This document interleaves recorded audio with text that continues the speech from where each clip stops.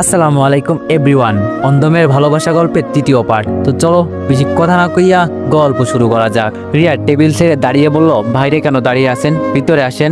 আমি রিয়ার কথা শুনে বিছানায় বসলাম, আর রিয়া বিছানার উপর শুয়ে পড়লো একটা বালিশ নিয়ে।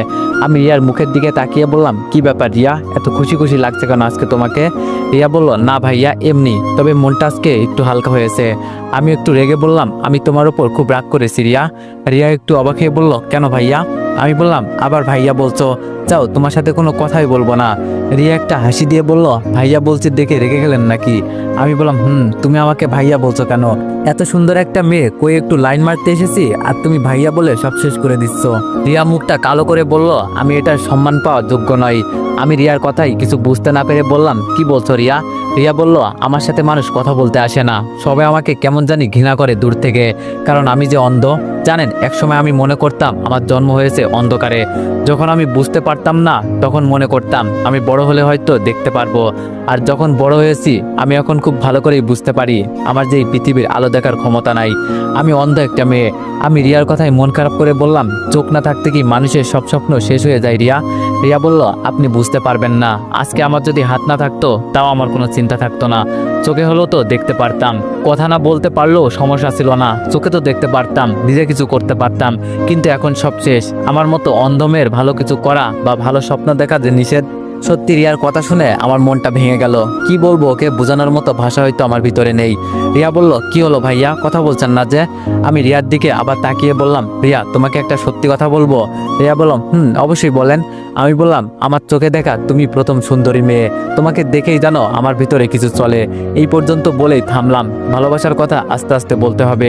রিয়া একটা হাসি দিয়ে বলল, জান ভাইয়া, আপনিও না হাসপাতালের মতো মজা শুরু করলেন।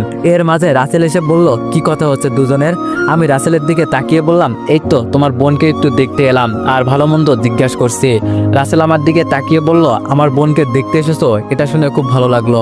আমি বললাম, ভাবিকেও দেখে আসছি, এত অল্প বয়সে বিয়ে করে নিলেন? রাসেল আমার দিকে তাকিয়ে হতাশে বলল, আর বলিও না, বাবার এই পিচ্চি বোনের জ্বালাই বিয়ে করতে হয়েছে।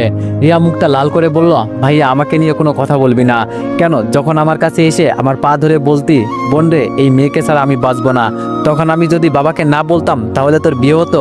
রিয়ার কথা শুনে আমি হাসতে হাসতে বললাম, প্রেমের রোগ বড় কঠিন রোগ, যাকে ধরে তাকে একেবারে জেলের ভিতরে ঢুকিয়ে ছাড়ে। রাসেল মুখটা কালো করে বলল, বিয়ে করে ফেসে গেছি জানো তুমি, না পারি কোনো মেয়ের দিকে তাকাতে, না পারি একটু মন মতো ঘুরতে। রিয়া রেগে বলল, দাঁড়া আমি ভাবিকে সব বলছি, তোর 12টা যদি না বাজাই আমি ভাবিকে নিয়ে মজা করিস না। রাসেল ভয় পেয়ে বলল, তোর কাছে মাপ চাই বোন। দীপু, রিয়ার সাথে কথা শেষ করে আমার সাথে দেখা করে যাবা কেমন? আমি রাসেলের দিকে তাকিয়ে বললাম, এই সালে তো আবার কোনো কিছু জেনে গেল না তো, মনে হচ্ছে জানো আমার পিছনই ছাড়বে না।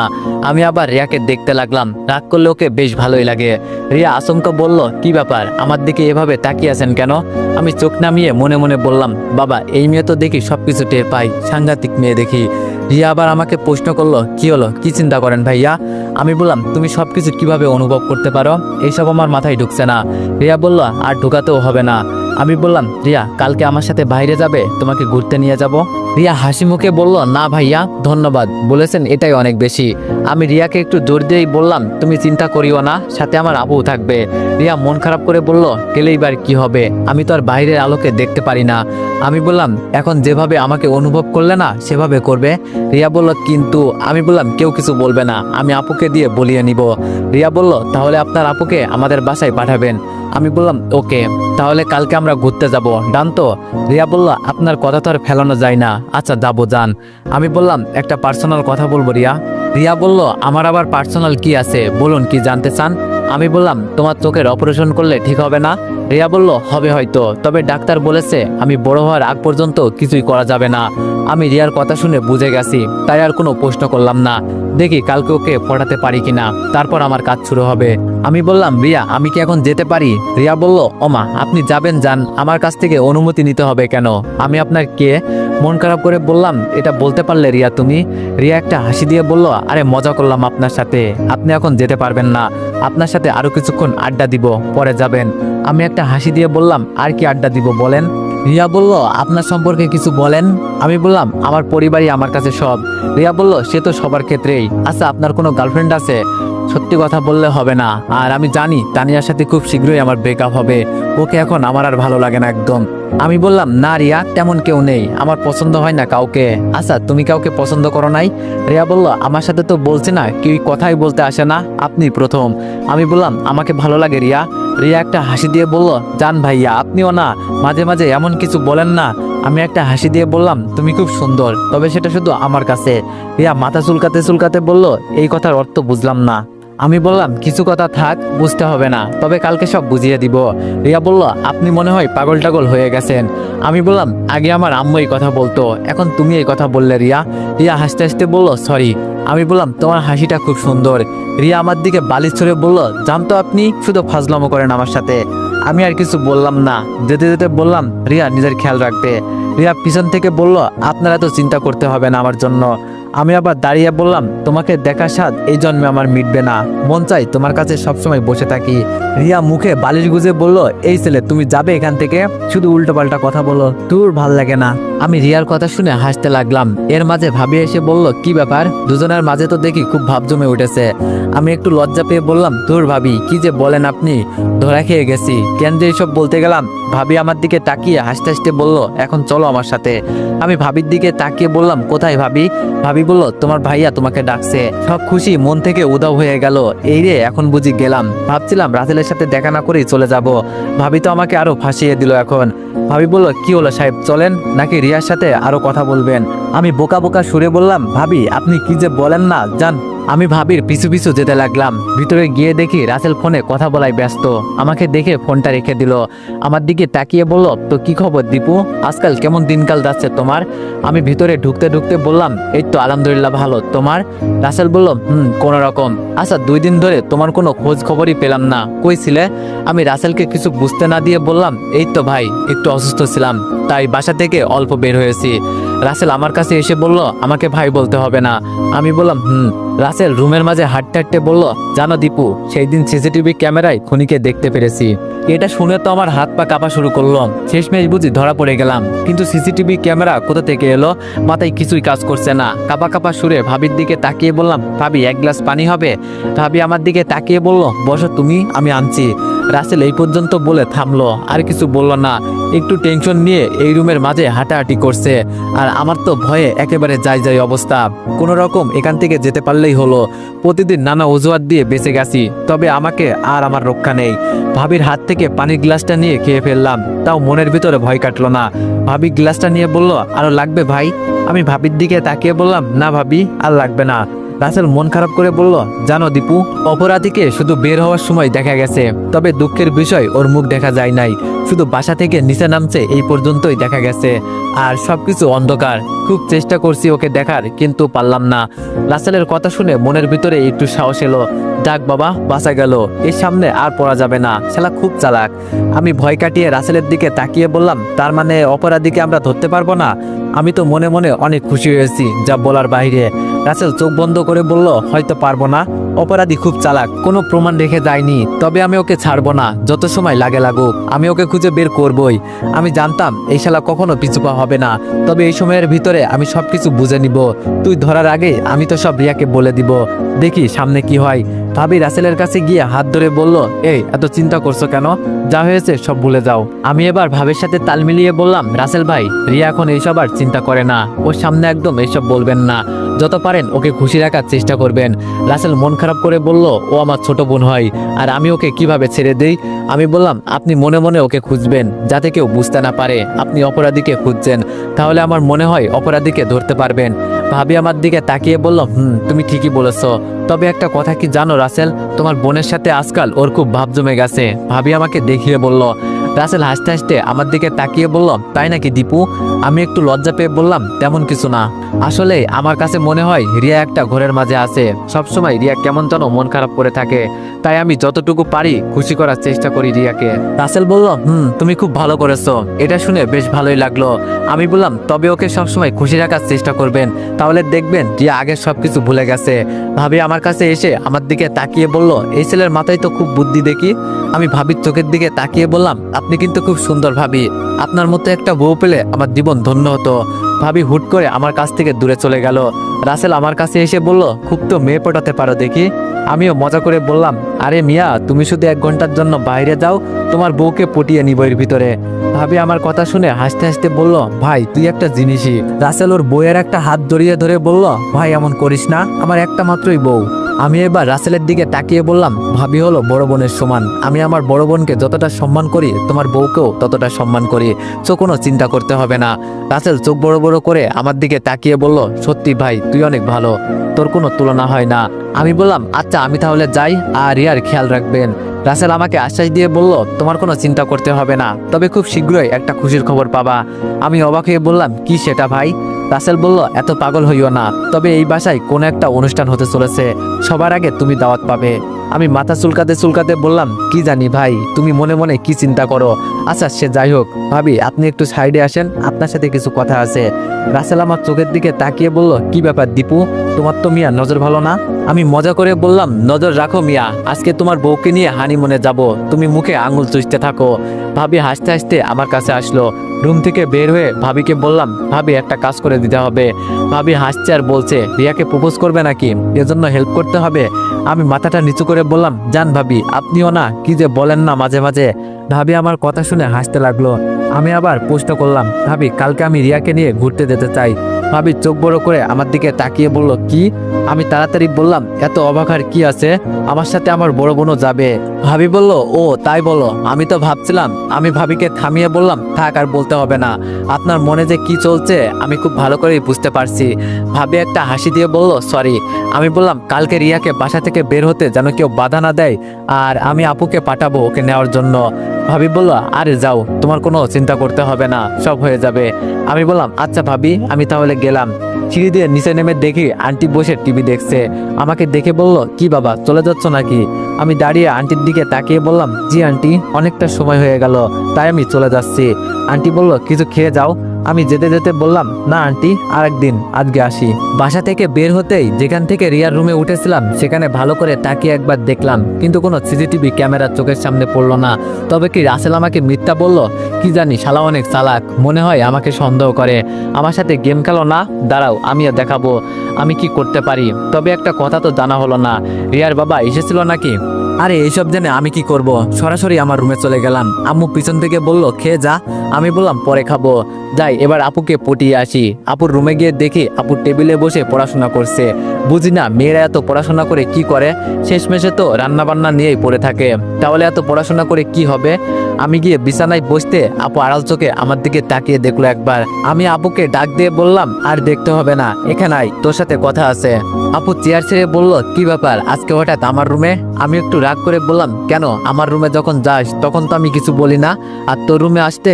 আপু আমাকে থামিয়ে দিয়ে বলল, আরে গাধা, আমি কি তাই বলছি? আমি বলছি কখনো তো আমার রুমে আসিস না, তাই বললাম। আমি বললাম, আয় এখানে বস, আমার পাশে বসতে বললাম।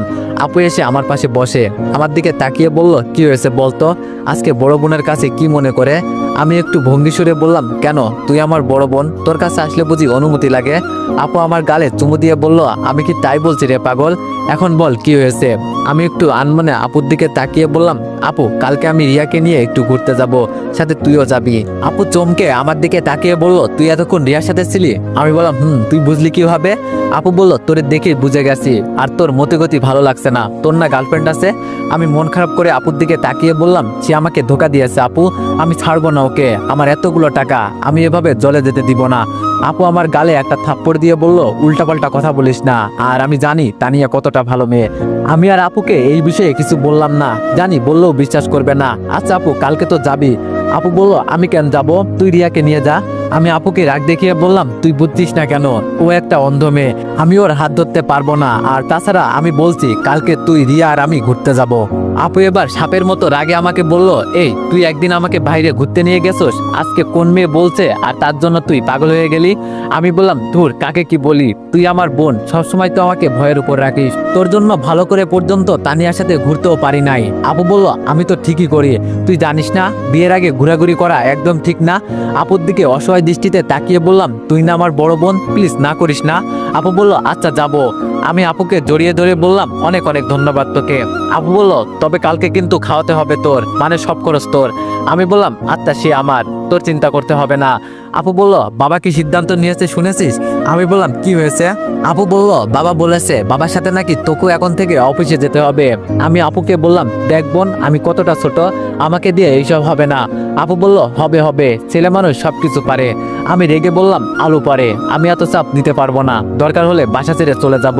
আপু আমার কথায় হাসতে হাসতে বলল, যা না, একদিন বাসা থেকে বের হয়ে দেখ কেউ তোরে একবেলা খেতে দেয় নাকি। আমি রেগে বললাম, তুই আমার বড় বোন নাকি আমার শত্রু? আপু বলল, যা এখান থেকে, তোর বকবক শোনার মতো সময় আমার নেই। আমি বললাম, সময় একদিন আমারও আসবে, সেই দিন আমার কাছে আসলে দেখিস মজা বুঝিয়ে দিব। আপু আমার দিকে রাগে দৃষ্টিতে তাকিয়ে বলল, তুই আমার কোনো উপকারে আসবি না, সেটা আমি খুব ভালো করে জানি। আচ্ছা, তুই নাকি এখন তানিয়াকে এত সময় দিস না? আমি আপুর দিকে তাকিয়ে বললাম, কে বলেছে এইসব তোকে? আপু বলল, কে বলবে আবার, তানিয়া আমাকে কল করেছিল আর এসব বলছে। আমি আর কিছু বললাম না, চুপ করে বসে আছি। আপু আমার হাত ঝাঁকি দিয়ে বলল, কিরে কথা বলছিস না কেন? আমি রেগে বললাম, ওকে যদি আমি কাঁচা চিবিয়ে না খাই, আমার নামও দীপু না। শালির জন্য আমি কি না করছি, আর আমার সাথে ধোকা, ওকে তো আমি ছাড়বো না। আপু বলল, কি হয়েছে তাই বল, এত ঘুরিয়ে পেঁচিয়ে কথা বলিস না। বিছানা থেকে দাঁড়িয়ে বললাম, তোকে বলে আর কি হবে, তুই তো আমার মনের দুঃখ বুঝলি না। আপু রুম থেকে বের হয়ে গেলাম। আপু আমাকে পিছন দিক থেকে ডাকতে লাগলো, কিন্তু আমি আর দাঁড়ালাম না। বুঝি না আমার পরিবারের সবাই তানিয়ার মাঝে কি পেয়েছে, সবাই পর্যন্ত ওকে পছন্দ করে, কিভাবে যে কি করি মাথায় আসছে না। যাক, এত কিছু চিন্তা করতে হবে না, নইলে এমনিতেই পাগল হয়ে যাব। সকালে রেডি হয়ে আপুর জন্য অপেক্ষা করছি। আপু একটু পর রুম থেকে বের হলো, তবে ওকে কালো শাড়িতে একেবারে সেই লাগছে, বলতে হবে না কার বোন। আপু আমার সামনে এসে বলল, দীপু কেমন লাগছে আমাকে? আমি হতাশ হয়ে বললাম, আজকে বুঝি আমার বোনকে হারাবো। আপু একটু অবাক হয়ে বলল, কি? আমি বললাম, সেই সুন্দর লাগছে তোকে, যদি কেউ এসে তোকে তুলে নিয়ে যায় এই জন্য বললাম। আপু একটা হাসি দিয়ে বলল, দূর, লজ্জা দিস কেন, চল। আমি আপুর গাল টেনে বললাম, আমার লজ্জাবতী আপু। রুম থেকে যখন বের হব, পিছন থেকে আম্মু বলল, কি ব্যাপার, আজকে দুই বান্দর একসাথে, কোথাও ঝগড়া করিস না আবার। আমি আম্মুর দিকে তাকিয়ে বললাম, আম্মু তুমিও না, কতদিন পর দুই ভাই বোন একটু ঘুরতে যাব। আম্মু পিছন থেকে বলল, তোর বড় ভাইকেও নিয়ে যেতে পারতি তোদের সাথে। আপু পিছন ফিরে বলল, তোমার ছেলের কি আর সময় আছে আমাদের সাথে যাবে? ও তো ওর হবু বউকে নিয়ে সবসময় ব্যস্ত, আগে বিয়ে হোক না, পরে মজা দেখাবো। বাসার বাইরে এসে বললাম, আপু তুই যা, আমার মনে হয় রিয়া রেডি হয়ে আছে। আপু রিয়াদের বাসায় চলে গেল। আমি দাঁড়িয়ে আছি আর চিন্তা করছি রিয়া আসবে নাকি। হালকা হালকা একটু ভয় হতে লাগলো মনের ভিতরে। অনেকক্ষণ দাঁড়িয়ে থাকার পর দেখি আপু একা একা রিয়াদের বাসা থেকে বের হলো। এটা দেখে মনটা খারাপ হয়ে গেল। তার মানে কি রিয়া আমাদের সাথে যাবে না? কত আশা ছিল রিয়াকে নিয়ে, কিন্তু হঠাৎ করেই আপুর পেছন থেকে রিয়া বের হলো। আসলে এ কোনো মেয়ে হতে পারে না, আমার কাছে এমন মনে হচ্ছে। এত সুন্দর মেয়ে দেখলে জানো চোখ কপালে উঠে যায়, তাও আবার পরছে নীল শাড়ি, আবার চোখে চশমা, সব মিলিয়ে একেবারে একটা রাজকন্যার মতো লাগছে। কেউ ওকে বলবেই না যে ও অন্ধ। আমি তো ওকে দেখে যেন পাগল হয়ে গেছি। সত্যি আজকে আমি ওর প্রেমে পড়েছি রিয়ার রূপ দেখে। আপু আমার কানের কাছে একটু জোরে করেই বলল, কিরে দীপু, কই হারিয়ে গেছি? আমি আপুর কথায় একটু চমকে বললাম, না আপু আছি। রিয়াকে কেমন লাগছে রে? আমি বললাম, ইস আপু তোরে কি বলবো, এত এত সুন্দর লাগছে, আমি যেন পাগল হয়ে গেছি। আপু মুখটা লাল করে বলল, দীপু লিমিটের ভিতরে থাক, তোর কিন্তু গার্লফ্রেন্ড আছে, এটা ভুলে যাস না। রিয়া আমাদের কাছে আসলো আর এসে আপুর হাত ধরলো। আপু রিয়াকে বলল, রিয়া তোমার আজকে কেমন লাগছে, এই যে আমাদের সাথে ঘুরতে যাবে? রিয়া বলল, কি বলবো আপু, বলার মতো ভাষা নেই, সত্যি বাইরের আবহাওয়া অনেক সুন্দর। আচ্ছা দীপু ভাই কই? আমি বললাম, এই যে রিয়া, আমি এখানে আছি, আমাকে নিয়ে তোমার তো চিন্তা করতে হবে না। রিয়া মুখে হাসি রেখে বলল, আপনার জন্য এতদিন পর বাইরে আসলাম, খুব খুব ভালো লাগছে, অনেক অনেক ধন্যবাদ আপনাকে। আমি বললাম, যখন বলছিলাম তখন তো আসতেই চাচ্ছিলেন না। আপু বলল, এই দীপু পরে কথা হবে, এখন রিক্সা ডাক দে। আমি বললাম, আপু তুই আর রিয়া একটা রিক্সা দিয়ে আগে যা, আমি পিছনে পিছনে আসছি। আপু আর রিয়াকে আগে তুলে দিলাম আর আমি পিছন পিছন যাচ্ছি। তবে দূর থেকে দেখতে পাচ্ছি একটা গাড়ি আমাদের ফলো করছে মনে হয়, কিন্তু এমনটা কেন করছে? তাহলে কি কেউ আমাদের পিছু করছে? কি জানি, হতেও পারে।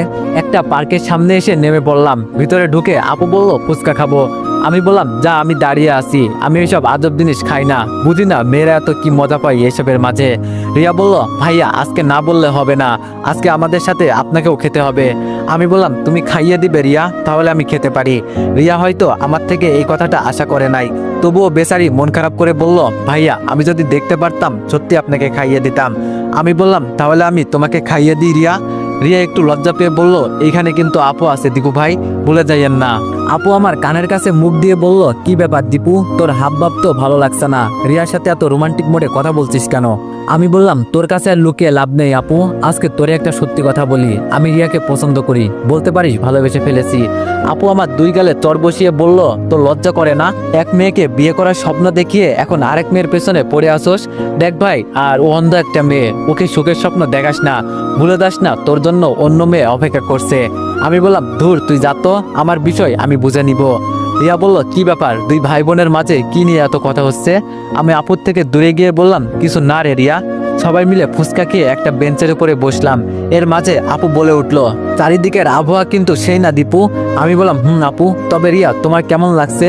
রিয়া বলল, এই তো অনেকটাই ভালো ফিল করছি, অনেকদিন পর বাইরে বের হলাম। আমাদের পরিবারের সবাই খুব নিজেদের কাজ নিয়ে ব্যস্ত থাকে, সবাই সবার মতো সময় পার করে, তাই বাসা থেকে কখনো বের হই নাই, তবে আজকে আপনাদের সাথে বের হয়েছি, খুব ভালো লাগছে।